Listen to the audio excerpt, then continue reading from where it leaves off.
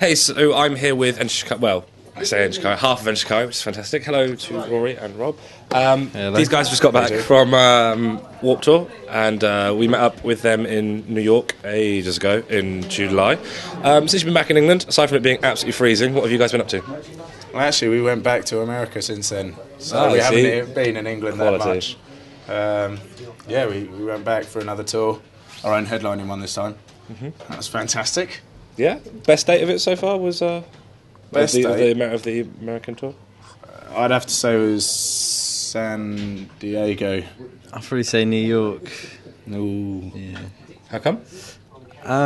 Just like the most fun, and it was a sellout like 2 weeks before the show, like 650 people. So at that point in the tour, it was like the biggest show of the tour. So it was just like great vibe, just wicked. It was a good show. So have you guys managed to hurt yourself at all? Because you guys, when you're on stage, you guys are unrelenting. It's crazy. And we know that Raoul's just had is it cystic nerve? Yeah. So he had something in his back that he's shot. Yeah, but I think it's all right now.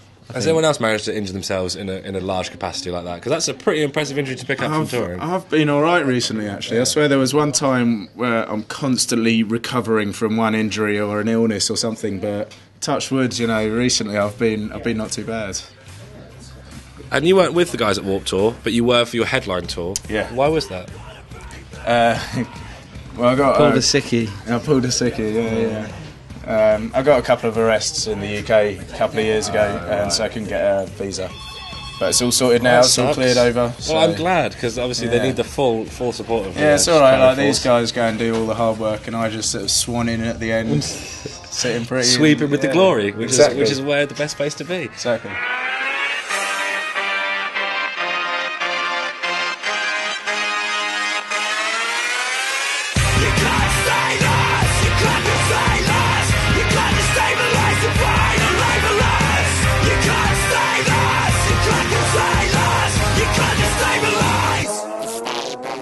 Destabilise came out and it went shot to #1 in one night. You guys did some Twitter links and Facebook links, and all of a sudden it just absolutely rocketed up the rock charts. How did that feel for one day to be at the top of the rock chart?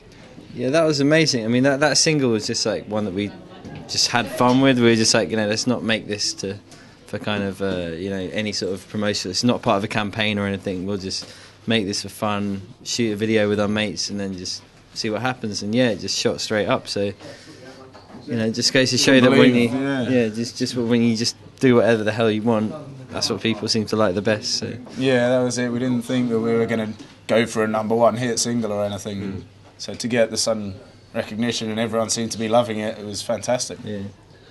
Now you guys have been touring all over the place, Japan, England, stuff. I remember when you guys did a tour. I think it was in 2004 with Linkin Park, and you did the MK Bowl, and you guys all came to the front of the stage during it and started dancing before Sorry You're Not a Winner, and it was an amazing moment, and you guys have since stopped doing that. And then all of a sudden Destabilise comes out and there's more dance moves. Do you guys choreograph them, or does it just randomly happen? What are you talking about? What dance moves? Various dance moves where you're all jumping in time. Oh, and then there's the ones Shikari on the stage. Shuffle, they call it. Yeah, no. So other people have named it the Shikari Shuffle. And then there's the robot. Remember you guys did the robot? You were incredibly good at the robot, I must say, at the back with the drums. It was really nice. Well, it's just, I guess it's kind of like, when you're with your mates out at a club, just like dancing, and you'll start doing stupid dancing. I don't know if anyone else does that. I do that. So. Okay, so that just kind of translates into stage. Really normal. It's just everyone does it. Out of himself. Yeah. Well, just like when you're at a club or something, like just being stupid with your mates, and a sweeping brush and the rocking chair and stuff. Dusting off the shoulders, that kind of thing. Yeah. Fantastic. Now on tour, you guys have a really bizarre reputation of sort of half of you being quite reserved, and especially yourself and is it Chris? I want to say you and Chris perhaps being more of the opposite drinking. Roy's the wild one of the bunch. Right. Well, and then the old one, the old gear. So you're the old one. No, he said wild. A wild one. Yeah, sorry, I think it's an old one. I was like, what? So who's the most outrageous number? I mean, we're both sort of like, all of us are kind of wild half the time, and then placid the other half the time. Okay. So. Which side do you prefer, wild or placid? Well, you can't have one without the other, really. It's like yin and yang, isn't it? Yeah. Quality. Destabilise is hopefully something. Well, I say hopefully. Is it something that you are hoping will sound a bit like the third album? Do you think that the third album will grow out of the sound of Destabilise, or is it going to be because the first album I would say is a lot more aggressive than the second album, which is a lot more sort of electronic beats? Is that because I know you guys don't like to be pigeonholed, and I know that really bugs some of you guys, but for me it's kind of an evolutionary step, and it's a really cool evolutionary step. So where is the next sort of level for you guys? Because you've smashed you've thrown together most genres. I mean, there's not much left you can do. Our only boundary is not going middle of the road. That could be the worst thing we'd ever do. Sort of just generic rock. I don't know. I think whatever we do, it's going to be extreme. Whether it's with our melodies or beats or extreme melodies. Extreme melodies, yeah. Do you ever worry that you might, because some bands that are huge can basically put anything out, and they've got so many fans behind them that they're just going to buy it anyway and say that they like it. Do you ever get worried that you're going to disappoint your fans? Is there ever that sort of worry when you're writing the record? Not really, because at the end of the day I think we just write it for ourselves, and everything that we've ever done, our fans have always come back and told us that they liked it, and we don't try and please anyone with the music that we write other than ourselves. So that's all that we've got to work for, really. Yeah, I mean, if you change it too much, then the people who liked it before say they don't like it now, but if you don't change it, then people say you're doing the same thing. So you just kind of ignore everyone and just do whatever you want. This despotic commotion breeds the rise of the ocean. We're beginning to choke in the wake of the boat set sail. Crashing with my cracked cranium in my hands, I gaze down to earth to dredge up escape plans. It feels like the morning air is throwing ice picks out my face. But this is the day that we have to stand tall and embrace. You guys work incessantly hard at your craft. You guys are non-stop on tour or doing something. I mean, the fact that you pumped out Destabilise while you've been on tour for, I think, since the last years. Since we were born. Since you were born. Because you had Thumper in February, and then Destabilise came out, and since that it's been really quiet, but you still kept that energy. How do you keep up that energy and that sort of hype about your band as you go through tour? I mean, sometimes you don't. Sometimes you have days where you just can't be bothered, and you're just sitting around. But the fact is, we've got a management team and booking agents that sort of push us. We're saying no, we don't want it. They're digging us in the back, going, "Come on, next interview, next gig, do it, come on," with the cattle prod behind us. So. Yeah. When you get days like that where you're feeling really down and really out, how do you cope? I mean, how do you pick each other up, or do you just leave them be and do you come around yourself? Well, I mean, we're always around, because we're all mates anyway, we're always around our friends, and the touring group that we've got are all our mates that we've picked up over the years.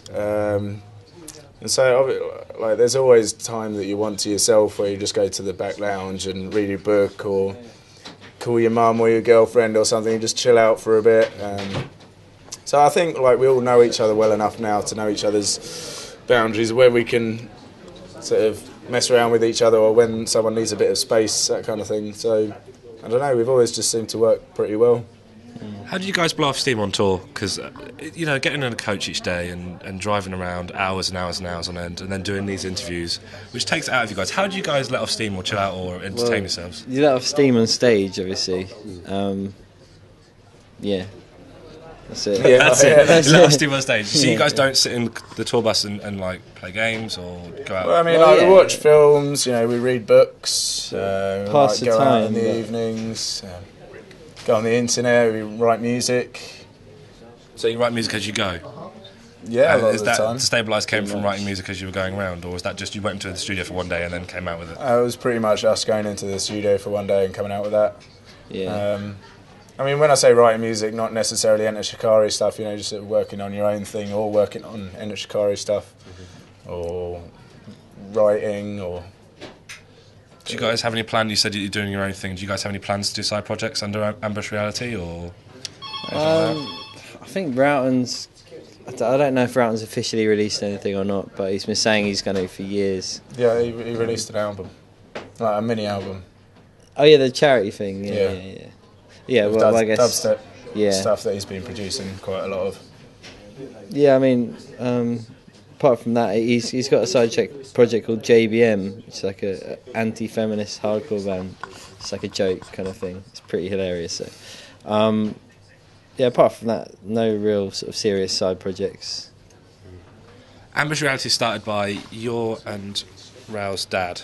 Chris's and Rao's sorry, Chris's and Rao's dad. Sorry, and they started Ambush Reality up. Does it help you guys? Well, it was Chris's dad, Rao's dad, but it was mainly our other manager, our third manager, who's like started record labels up before, just mini independent ones and stuff. He's never like managed the band, but we just kind of really liked him, and so he sort of came on board, and he kind of helped set that up with us. Yeah. So. Do you think that now you've just ditched Atlantic and they offered you a contract again, didn't you? You said no. Yeah. Or is that just a rumour that's been going around? I don't know. It's a rumour probably. I think there was the opportunity for us to pick up this next album, but we decided not to go with it. So do you think you will ever go back if the contract was right? Do you think you'd ever go back and do another record deal? Who knows? Yeah, if they change the thing, it's just sort of speculation. The industry is changing so fast that you never know what's going to happen from the next album to the next single. Even you don't know how it's going to be released. You don't know anything about it. So who knows what's going to happen, really. We are to Shikari from planet Earth, and right now we are gonna get fucking filthy. That's right. I want to see you get it down wide, get it down low.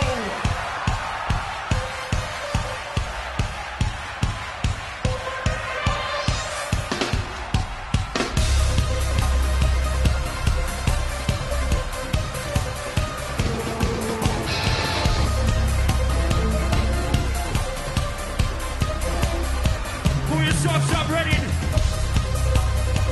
About to go in very hard. Stand by! Stand by!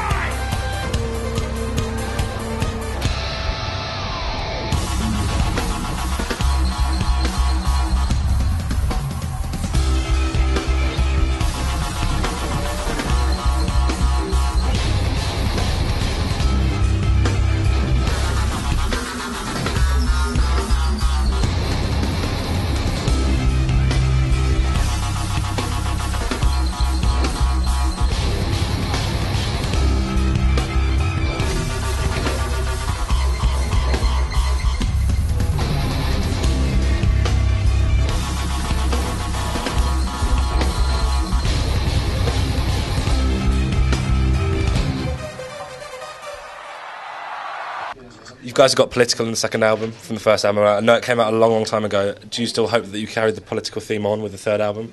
Because obviously it's not really a theme. It's more just like we just kind of talk about the stuff that we're thinking about at the time, I guess. So we'll be talking about whatever we're thinking about. So quite possibly, yeah, because ethics and I guess you could say politics are always kind of at the forefront of our minds, and what's right and wrong with the world. And so, yeah, we're going to be... All Roughton's lyrics are always very poignant and mean something. We don't just sort of talk about bullshit, being in love with a girl. Or, so he tries to talk about stuff that affects everyone, not sort of single anyone out. So I assume that there's going to be a lot more of those kind of themes. And when you guys are out in America, what do you miss about the UK? Because you were saying about girls and stuff. Do you guys miss girls, or do you miss like just English cooking, or what? I don't know. There's just something about like being in my hometown now. Just like everything about it that I've just like learned to appreciate a lot more. Just from, like going away all the time, and then coming back, because I'm still sort of like I've still got a life back there, but I hardly ever see it. So it's like. I don't know, it's just the whole thing, just the whole vibe of the place, my local pub, my mates, girlfriend, family, my niece, just all the little bits. So. It's quite two different worlds. Like we go out on tour, where it's completely different. We're stuck in our band bubble, and then we come back, we're just sort of out back home again, like kids staying at our parents' houses still. It's quite weird. Well, thank you very much for giving me the time to chat to you guys, and hopefully we'll see you guys soon, yeah? Thanks, cool. Man. Thanks very Cheers. much. Thank you.